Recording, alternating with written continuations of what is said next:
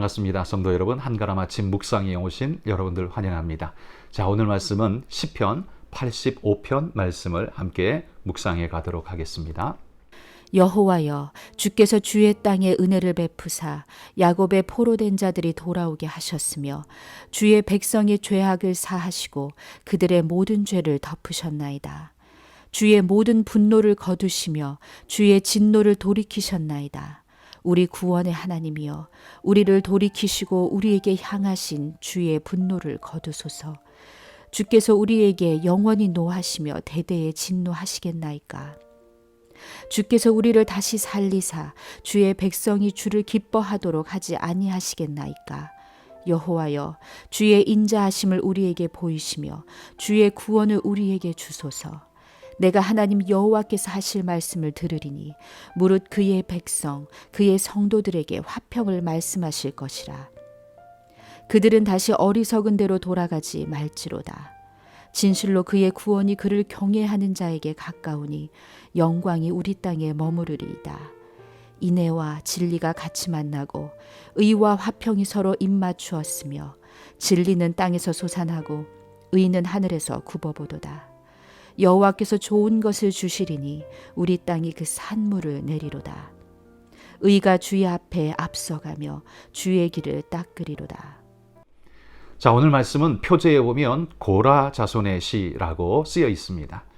누가 썼는지는 분명하게 이제 기록하고 있죠. 그런데 이게 어떤 배경에서 쓰였는지는 기록하고 있지 않습니다. 인도자를 따라 부르는 노래이기는 한데 이 탄식과 간구가 어떤 배경에서 나왔을까요? 여기 1절에 보면 야곱의 포로된 자들이 돌아오게 하셨다라는 하나님의 은혜를 먼저 추억하고 있는 걸 봅니다. 그러니까 이스라엘 백성이 바벨론의 포로로 끌려갔다가 포로 귀환하여 돌아온 것을 과거형으로 표현하고 있습니다. 그러니까 이건 구약 성경과 신약 성경 사이에 있는 그 중간기 시대에 있었던 시대를 배경으로 하고 있다는 거죠. 구약 성경으로 이스라엘의 죄로 인해서 심판으로 포로로 끌려갔다가 회복하여 돌아온 그때에, 그런데 그들에게는 무엇이 있습니까? 여전히 고통과 아픔이 있습니다. 12절에 보면 여호와께서 좋은 것을 주시리니 라는 소망을 토해냅니다. 그런데 그 좋은 것이 뭐냐 하면 그 땅에 산물을 하나님께서 우리에게 주실 것이다 라는 기대하고 있는 말씀 봅니다. 산물을 기대하고 있는 간구라는 걸로 봐서 아마도 이 시는 바벨론 포로에서 돌아왔는데 여전히 황폐한 그 땅에 기근과 가뭄이 들어서 소출을 내지 못하는 그 고통 속에서 하나님 앞에 부르짖고 있는 탄식의 기도가 아닌가 싶습니다.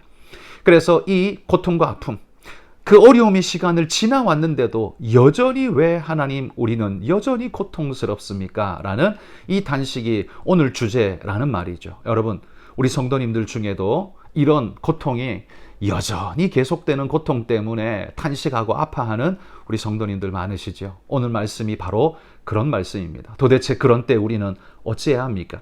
믿음으로 견뎌보려고 발버둥을 치지만 그러나 그럼에도 불구하고 해결되지 않는 오늘의 이 상황, 우리는 어찌해야 합니까?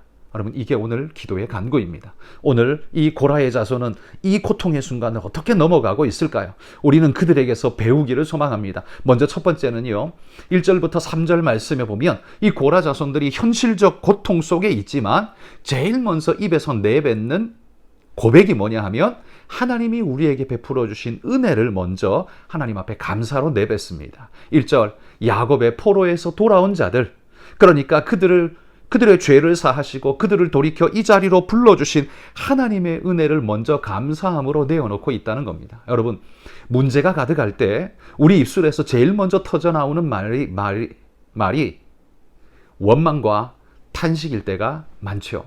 그게 자연스러울 겁니다. 왜? 내 상황이 너무 무겁고 어렵기 때문입니다. 그런데 그런 때에 제일 먼저 내뱉는 말이 감사일 수 있다면 어떨까요? 그게 바로 성도의 차별적인 모습 아닐까요? 모든 세상 사람들은 어려울 때 당연히 어려움을 토로하지만 성도들은 어려운 때에 감사를 먼저 내어놓을 수 있다면 이거야말로 진짜 성도다운 아름다운 모습 아닐까요? 오늘 고라 자손이 바로 그 모습을 보여줍니다. 뭘 감사하고 있습니까? 포로에서 돌아오게 하시고 우리 죄를 사해 주신 그 하나님의 은혜를 찬양하고 있습니다. 주의 분노를 거두시고 그 진노에서 우리를 돌이켜 주셨습니다라는 감사의 간구를 먼저 내어놓고 있다는 말이죠. 여러분, 우리 삶이 어려울 때, 내 목구멍에서 이만큼 원망과 탄식이 쏟아져 나올 때 잠시 그걸 억누르고 감사를 먼저 내어놓을 수 있기를 소망합니다. 여러분, 우리 삶에 감사, 먼저 내어놓을 만한 감사가 무엇인가를 돌아보십시오. 여러분, 개개인에게 주신 하나님의 은혜에 감사도 있고요.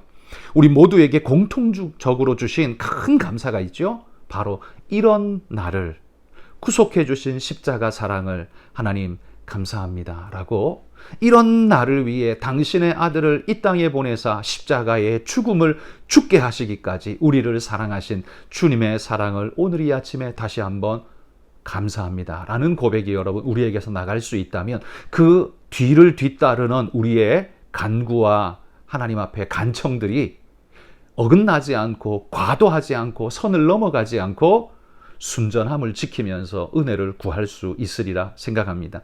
오늘 어려운 중에도 우리의 첫 기도는 감사로 시작해야 한다는 걸 오늘 이 시편이 우리에게 말해줍니다. 두 번째는 4절부터 7절까지 말씀해 보면 간구가 나옵니다. 그는 간절하게 하나님께 간구하고 있습니다. 뭘 간구하고 있습니까? 그 내용은 조상들에게 베풀어 주셨던 그 은혜를 하나님 우리는 기억합니다. 그 같은 하나님의 언약적 사랑을 우리에게 다시 한번 베푸사 하나님의 은혜 위에 나로 다시 한번 서게 하여 주옵소서, 이렇게 간구하고 있습니다. 그는 자신의 필요에 집중하기보다 하나님께서 베푸셨던 은혜를 추억하면서 그 은혜가 다시 한번 우리에게 있기를 간구하고 있습니다. 여러분, 우리 삶에 건강의 문제가 있습니까? 물질적 문제 혹은 자녀의 문제가 있습니까? 감당할 수 없는 어려운 문제가 우리를 뒤덮고 있을 때, 여러분, 우리는 현실적 필요의 간구보다 먼저 하나님의 언약의 약속에 기초한 간구를 먼저 내어놓을 수 있다면 하나님이 우리를 더 귀히 여기시며 복된 은혜로 풍성하게 채우시지 않을까요? 오늘 여기 말하는 것처럼 6절처럼 주의 백성이 주를 기뻐하시도록 기도하고 있습니다. 하나님, 이 현실의 고통과 아픔 속에서 내가 탄식과 하나님을 향한 원망만 쏟아내는 게 아니라 하나님께 감사의 기쁨을 쏟아낼 수 있도록 하나님, 오늘 우리에게 긍휼을 베풀어 주옵소서. 여러분, 이게 얼마나 성경적인 기도고 아름다운 기도입니까? 내 삶에 고통과 아픔이 있지만 이것을 신앙적 모습으로 하나님 앞에 선하게 구할 수 있는 이런 모습이야말로 신앙인의 정말 아름다운 모습이라고 생각합니다. 그 다음에는 8절부터 나오는, 마지막까지 나오는 말씀을 보면 명령조의 말씀이 나옵니다. 우리가 뭘 해야 할 것인가의 말씀이 나옵니다. 그러니까 하나님께서 하나님께서 하셔야 한다고, 당신이 해주셔야 한다고 모든 걸 쏟아붓기만 하는 게 아니라 내가 이렇게 하겠습니다라는 하나님 앞에서의 결단을 오늘 이 시편의 기자가 고백하고 있습니다. 여러분, 우리는 무엇을 하나님 앞에 해야 할까요? 오늘 말씀해 보면 이 모든 말씀들의 10절의 말씀 보면 인애와 진리, 의와 화평이 서로 만나고 입맞춘다라는 표현을 쓰고 있습니다. 여러분, 우리의 진리가 인애를 만나야 합니다. 진리만 부르짖으면 파괴적이고 공격적인 존재가 되지만, 그러나 인애를 알고 경험한 사람이 진리를 추구할 때에는 따뜻하고 좀 더 아름다운 성경에 입각한 진리를 추구하게 될 것입니다. 그리고 의를 추구하되 그 의가 화평을 목적으로 하는 아름다운 의가 될 때, 여러분, 우리 삶은 더 복되고 아름답게 세워질 것입니다. 여러분, 우리가 하나님 앞에 우리의 필요를 구할 때 먼저 나 자신을 돌아보면서 하나님, 내가 이렇게 하겠습니다라고 결단하는 기도가 오늘 고라 자손들처럼 이렇게 우리에게서 나왔으면 좋겠습니다. 우리의 필요만 하나님 앞에 땡깡을 부리듯 하나님 앞에 기도하는 게 아니라, 하나님, 나도 이렇게 살겠습니다, 이렇게 하겠습니다, 하나님의 은혜를 절실하게 구합니다, 이렇게 기도한다면 하나님이 더욱 귀한 모습으로 우리에게 복 주시지 않을까요? 그런데 그 우리 삶의 결단이 진리와 의가 기준이 되고, 그런데 그것을 감싸고 있는 것이 인애와 화평이라며, 여러분, 진리와 의가 우리의 뼈대를 이루고 인애와 화평이 우리의 살을 이룬다면 우리의 구하는 모든 것, 행하는 모든 것이 얼마나 아름다울까요? 여러분, 그런 아름다운 모습으로 우리 하나님을 만날 수 있기를 소원합니다. 여러분, 오늘 고라 자손은 자신의 간절한 필요를 그 황망한 현실 속에, 황량한 그 현실의 환경 속에서도 하나님 앞에 은혜를 구하되 아무렇게나 구하지 않고 우리가 어떻게 구해야 할지를 우리에게 분명하게 보여주고 있습니다. 감사로 시작하며 말씀에 따라, 약속에 따라 간구하며, 그리고 나도 하나님 앞에서 이렇게 살겠습니다라는 결단을 동반한 그런 은혜의 간구가 주어질 때, 여러분, 하나님은 우리를 기특하게 보시고 더 귀한 모습으로, 더 사랑스러운 모습으로 우리에게 은혜를 부어 주시리라 믿습니다. 여러분, 이런 믿음으로, 이런 고백으로 우리가 하나님 앞에 온전함으로 달려나가는 믿음의 승리자들이 다 되실 수 있기를 주의 이름으로 축복합니다. 여러분, 오늘 우리가 함께 기도하셨는데요. 기도하실 때에 니제르 땅 손영희 선교사님 위해서 기도해 주십시오. 재봉학교와 또 성경공부반에서 하나님의 구원 역사가 일어날 수 있도록 인도해 주시고 우리 선교사님의 건강을 지켜달라고 함께 기도해 주시면 감사하겠습니다. 우리 같이 함께 잠깐 기도하겠습니다.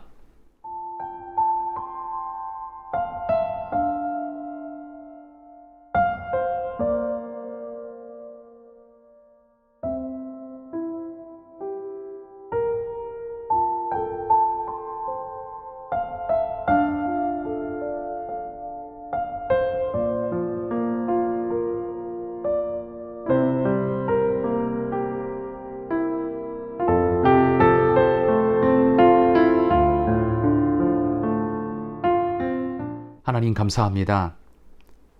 오늘 이 시인이 당면한 현실은 고통과 아픔이지만 그 입술에서 얼마나 정제된 그런 고백이 쏟아지고 있는지 모릅니다.